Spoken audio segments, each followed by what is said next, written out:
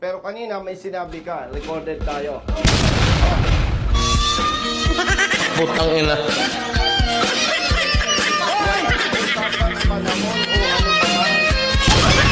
Tira ulo.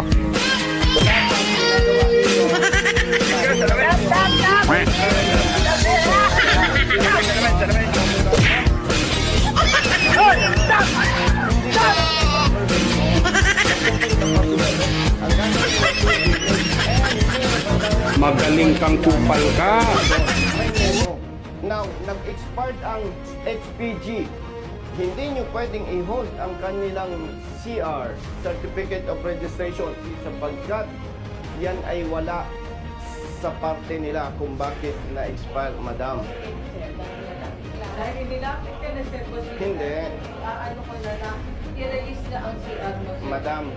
Madam, excuse me, linawin ko ha. Hindi ko sinasabing dapat i-release ang CR dahil nandito ako. Tapos sila sinamahan, napakalinaw. Nag-submit sila ng documents kompleto, tinanggap ng office mo, at sinasabi, kailangan ng confirmation sa Muntinlupa. Samantalang very clear ang memo, within the region, within the same region, hindi kailangan ng confirmation. Ulitin ko po. Ngayon, madam, patapusin mo ko. Kaya ako nandito, dahil nagsumbong sila nakahold ang CR, original. Which is hindi naman dapat kasi kung na-expired ang HPG clearance, hindi nila kasalanan. Ganun lang. I-release nyo ang original CR, hindi dahil ako ay congressman. Kasi hindi naman ito trabaho ng congressman. Kanya request. No, kailangan mong i-release kasi yun ang tama. Hindi dahil kaya i-release mo dahil ako ay pumapadrino. Kailangan mong i-release sapagkat yun ang tama. Dahil nag-expire. Magkaano po tayo ng kung ano yung tama. Kasi kung ano yung tama, pag sinabi mo kung ano yung tama, magbabase po tayo sa dokumento. At yun, Ano ang dokumento? ay magsasabi po. O sige, let's make it clear. Hindi, let's make it clear. Ayaw ko nang napipilitan ka. Ano po? Hindi, ayaw ko nang napipilitan ka. Sir, okay lang sir. Hindi namin kung ikaw ay napipilitan lang, hindi namin tatanggapin ang original CR dahil lalabas na ginagamit ko yung aking posisyon. Ka-loudspeaker tayo para madinig ni Dr. De La Cruz ng District Office dito sa Manila North. Ganito, Director. Itong nagsumbong sa akin, ang file ng documents for transfer of ownership ng motorsiklo, that was September 27. Apo. Ang mother file nasa Muntinlupa. Apo. Ang sabi nitong LTO North Manila, maghihintay pa ang mga ito ng confirmation. Okay po. Samantalang may memo ang LTO, kapag ang distrito, ang mother file is within the region, the same region with the district office, hindi kailangan ang confirmation. Apo. Oo, ngayon, na-delay ang proseso. Na-expired ang HPG clearance.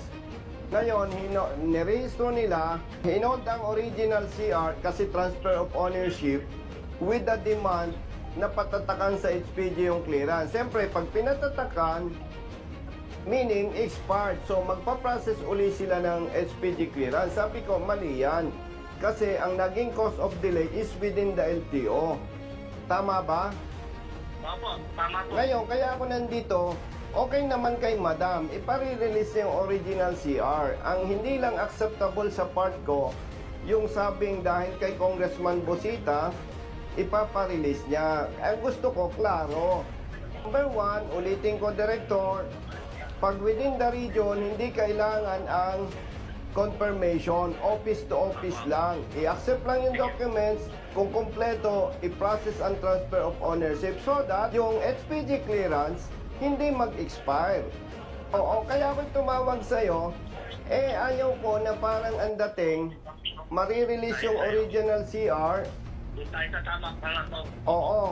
Ayaw ko, Director, na marirelease ang original CR na parang ang dating dahil congressman ako. Hindi ganon. Doon tayo sa tama.